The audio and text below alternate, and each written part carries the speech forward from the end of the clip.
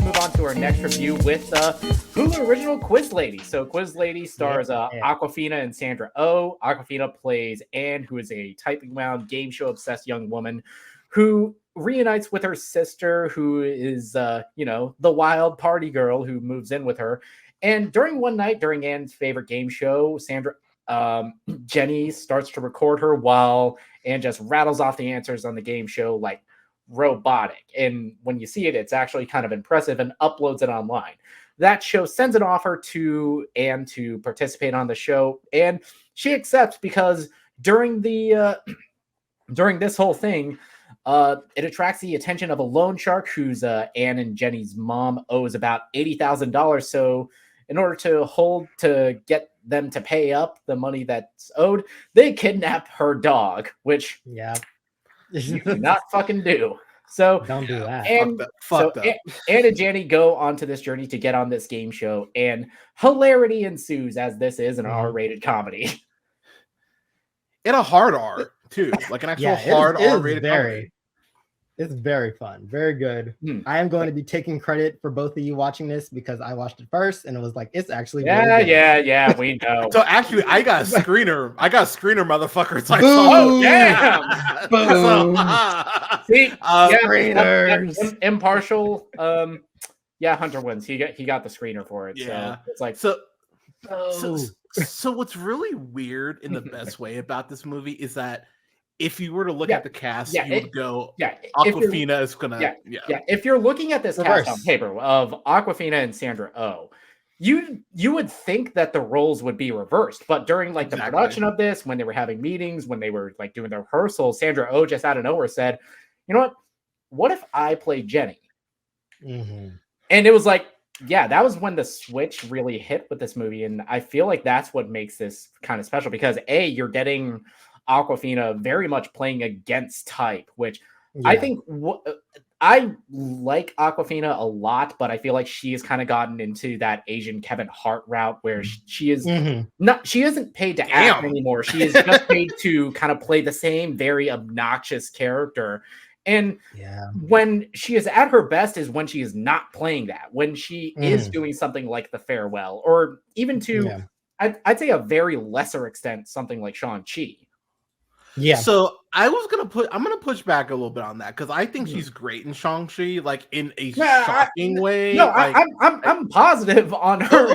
Okay. I'm pro her in Shang-Chi. Okay, fair enough. I'm just saying to a lesser extent because she is still kind of playing that obnoxious best friend type character, but she is doing a better job at it than in a lot of the roles that she just gets typecast in. I mean, because I saw Renfield this year, and that shit was. I'll be that person. I like Renfield. It's not great, but it's a perfect stream it. Like it knows exactly what it is. 10% this is cinema and 90% waste of film. Oh, see, that 10% is Nicolas Cage, right? Yes.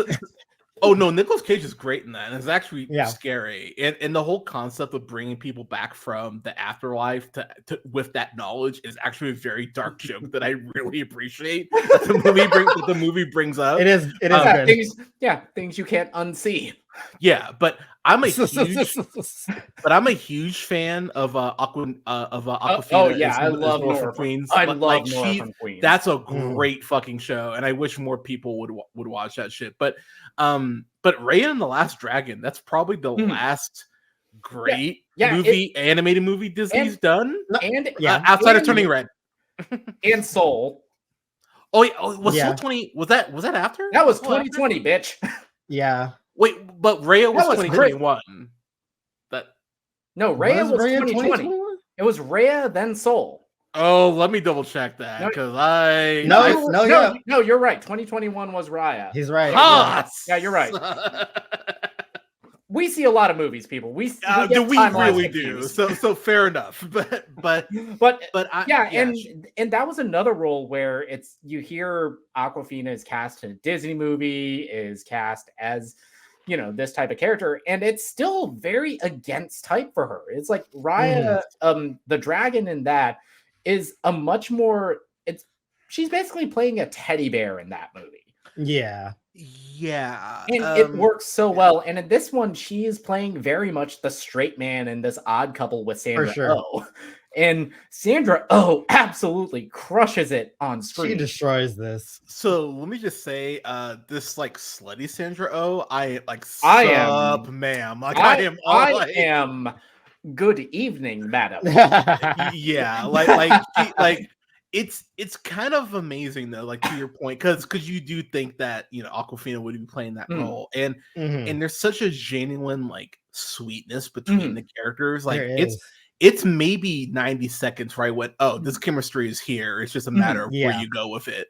And I gotta say too, Will Ferrell. So Will Ferrell is very interesting in the sense of, I think Will Ferrell at points just doesn't give a shit. He's just like, and of course, and we bring up Will Ferrell because he is a character in this. He plays the game show host, and this is also a Gloria Sanchez production, which is like kind of the female-led offshoot of Gary Sanchez, which is his production company. But because like I have genuine, like, I would yell at him disdain for the Daddy's Home films. Like those movies piss me off so goddamn bad. Like I would kick him in the shin for Holmes and Watson. Dude, God, why would you remind me? So real quick, sorry. The moment the credits roll for Holmes and Watson, I left my partner in her theater seat. I didn't even wait for her. I was just like, I'm so done with this shit. I was so goddamn angry. I gotta get out of here. I have watched movies in a theater with a partner. I've never been that mad where I'm like, fuck this. I was I can't even look at the credits anymore. I've never been at abandon my partner in the theater. Oh, I was so goddamn mad. I was like, God fucking damn it. Because John C. Reilly did Stan and Ollie like a month earlier. I'm like, this movie's great. And I see him in this. I'm like, oh, you're letting Will Ferrell drag you back down. And I fucking hate him. Anyways, but this feels like Ferrell kind of getting into his like Steve Martin bag a little bit. Because he comes across as so genuine and so kind in a way that I really wasn't expecting. And there's a speech with him talking about contestants who haven't won, but what he remembers about them, and it made me weep, like not cry, weep. And I was like, wow. It's always a nice surprise with an actor like Will Ferrell, because we see so much of the very dumb man-child movies. As much as I like him, stuff like Talladega Nights, stuff like Anchorman, stuff like Step Brothers. But then you get down into the bottom of the barrel dirt with stuff like Daddy's Home and Holmes and Watson. Yeah. And every now and then you get reminded that Will Ferrell does have this gear and this level of sincerity. Like with this in a movie that we talked about off mic with Spirited that came out last year. He has such this kind of teddy bear energy where he is this extremely positive figure that it's shocking whenever he does break it out. And when he does, it feels more special. I know, I am in total agreement, because I feel like we don't see it often. We always get the dumbass Will Ferrell. So when we get the wholesome, like, oh, this guy could be my uncle or my cool godfather, Will Ferrell, then it's like heartwarming. Like you mentioned Spirited, but I feel like Elf is the one that's kind of like the ground floor for that Will Ferrell character. Yeah, like it's so interesting because like I haven't reviewed it yet, but I watched Strays. I had a lot of fun. With Strays. That is a lot of fun. I like Strays. It's not going anywhere near my best of the year. Oh no! It's a solid comfort. It is a perfect comfort. That's a goddamn it, Nick. You're on your shit today. It's a perfect comfort watch. But it's nice to know, because like I remember when I saw Everything Must Go, and I was like, holy shit, I didn't know Will Ferrell had this gear. And then you see something like Stranger Than Fiction, and you're like, okay, this dude can like act. Like it's not just the angry, the angry comedian wanting to be an actor. And so it's like seeing John C. Reilly in We Need to Talk About Kevin. It's like, wow, you have this gear in you. It's bordering on that like Adam Sandler and Uncut Gems. It's like you have this amount of talent. Yeah. By the way, if you want to see John C. Reilly in something great dramatic, watch Cyrus, where he's trying to go ahead and hook up with Marissa Tomei, and Jonah Hill's trying to keep it from happening. Go figure, Jonah Hill trying to control a woman. Which that's a scenario we can all relate to, because we also all want to beat the shit out of Jonah Hill. Yeah, man, what a major fall from grace. Anyways, but I hate you. But come on, that was good. But back to this movie. There's a whole Ben Franklin sequence that I did not expect to get. Oh my god, as hard as it did. I did not. That was killing me. Yeah, when I saw it in the trailer, I thought that this is going to be one of those bit, but it's helped that it's the Ben Franklin in this is played by Tony Hale, who is one of our great comedic actors. Underrated, I feel. So let's give him his flowers real quick. So I remember. So I'm a huge fan of Veep. I fucking love that. Like I watched that live when that was on, and I was like, God, Julie Dreyfus is kind of the shit in this. Like, and also Veep is up. Yeah. Also, sup, girl. But he also was in this movie that I just tell everyone that knows me to watch, called 9 Days. Which, if you have not seen 9 Days, watch 9 Days. Fucking rules. And he's amazing in that. He's a piece of shit in that movie, and it works. It works perfectly. But he's great in Being the Ricardos and Love, Simon. Like he's a great fucking actor, and he nails his comedic timing in this. Like he's only in a couple scenes, but just the scenes he gets, he knocks it out of the park. So especially seems to be in the trailer. And especially because this is usually a style of comedy I hate, where for a lot of it they just allow the actors to just improv, and then they'll just cut around it. But here you have a strong, at least you have a very strong basis of the film, and you also have actors, and it's actually funny. Yeah, right. Like you don't feel like, when is this bit gonna end? Or like it's not like a Melissa McCarthy. It's not like Thunder Force, where I'm just agonizingly counting the seconds for the next scene to come. Is it over yet? It's like I was like, by the end of Thunder Force, I was like, please kill me. But it's just so bad. But yeah, just like how you're saying, like there's no bits in here where you're like, all right, you can wrap it up. Like I think the pacing in this movie is like really well done, like in how they go from just being on the couch watching game show to like being on said game show. Like that whole kind of, it's not necessarily like road trip movie, but there is an adventure aspect. There's an element of that road trip movie to it, and of course all the usual shenanigans that you get with that. But it's also really grounded by this kind of falling out and then coming together of these two sisters of Jenny and Anne, and them learning more about each other, and giving this extra emotional gear in the third act of this movie that I did not see coming, and it really affected me. Same. We haven't talked about them yet, so I'm gonna bring them up real quick. So Holland Taylor, who is from things like so she's on the morning show. She was on in Romancing the Stone. She was on 2.5 Men playing Charlie's mom. She was in Bill and Ted Face the Music. She was in the Legally underrated Blonde movie, by the way. She was in Legally Blonde, George of the Jungle, The Truman Show. But her comedic timing, like especially on 2.5 Men, is so fucking perfect. Like she just nails every scene she's in. You're like, wow, she fucking gets this. Plus, she gets to fuck Sarah Paulson, so brava. But just a couple scenes she gets where she's just being like the bitchiest neighbor in the world. You're just like, God, it's so funny, and she has a great payoff on that. She does. Oh my god, I don't want to spoil it, but like that ending with her and like the greatest cameo ever. There's a cameo in this. It's a cameo in here that I do not want to give away because no. I'll say no more. It's a great cameo. It's special. It's a special cameo, and it's an actor that's meant a lot to me in my comedy. And an actor who has meant a lot to a lot of people, who has influenced a lot of people's comedic timing, a lot of people's sense of humor and taste in film. And that is all I will say.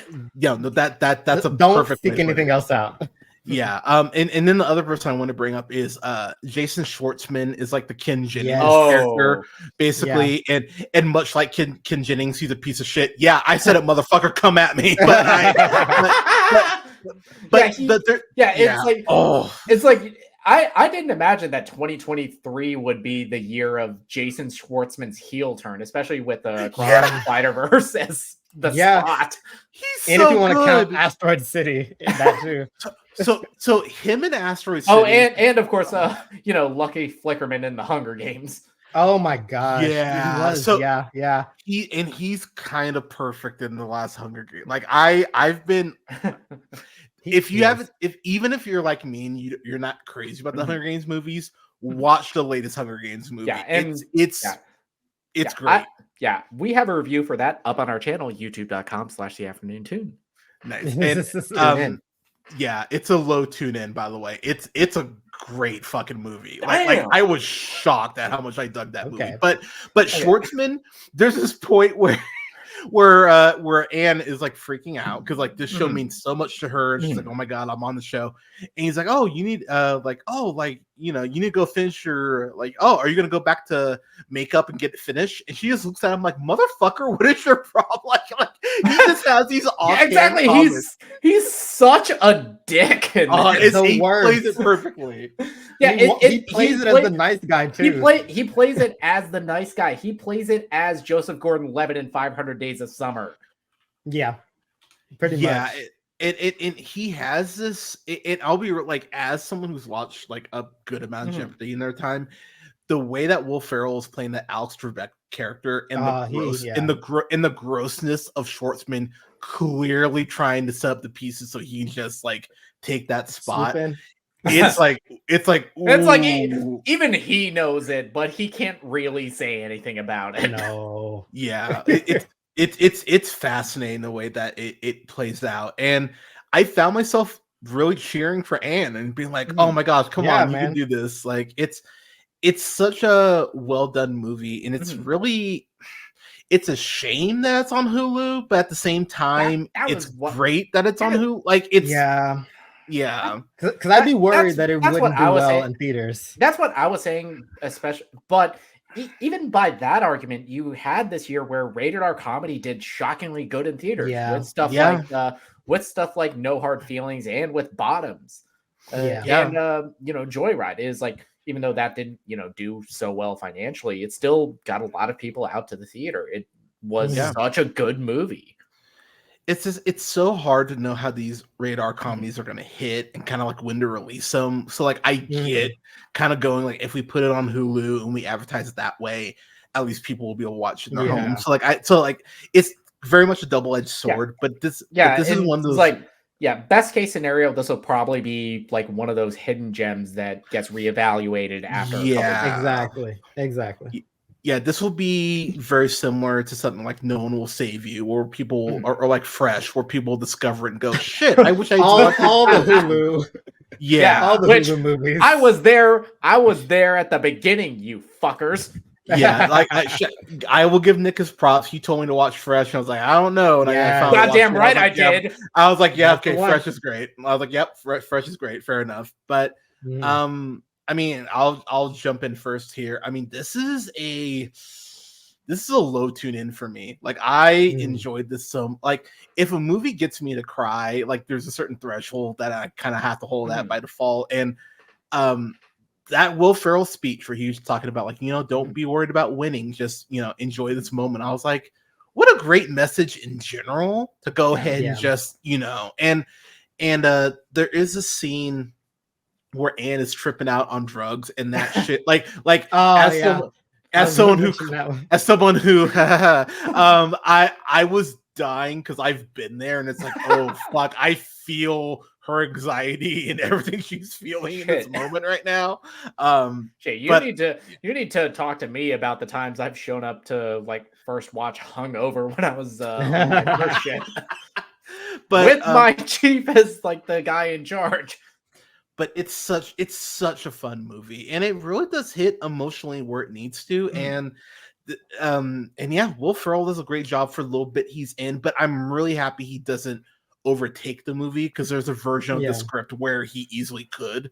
But so low tune in for me. All right, Brandon, how about you? I'm in agreement with Hunter here. Like, I really enjoyed this. It was like probably one of the nicest surprises of watches that I had this year. Like, I just thoroughly enjoyed it. Super fun time. The cast is great. We didn't mention this, but there's a bit with the people who are holding her dog hostage. It's like one of the funniest bits I've seen. An amazing payoff with that whole thing, and I just love that the villains aren't really villains. Yeah, they're just guys trying to get by that love animals. There's dogs who love animals. But yeah, I think I would give this a very I'd probably say like a super strong stream it. Teetering on a low tune in, but yeah, this is great. Awkwafina, if you only see her in things where she's typecast, this is one to watch for her. And just, this is a great statement for Hollywood. Put Sandra Oh in more damn comedies. Oh my god. She's like not on Grey's Anatomy anymore. Let this woman act. Thank God she's not on there. But also I wanted to mention this is a directorial debut as well by the director. I think her name is Jessica Yu. Yeah, Jessica Yu. This is her first time up. She's this is her first feature film.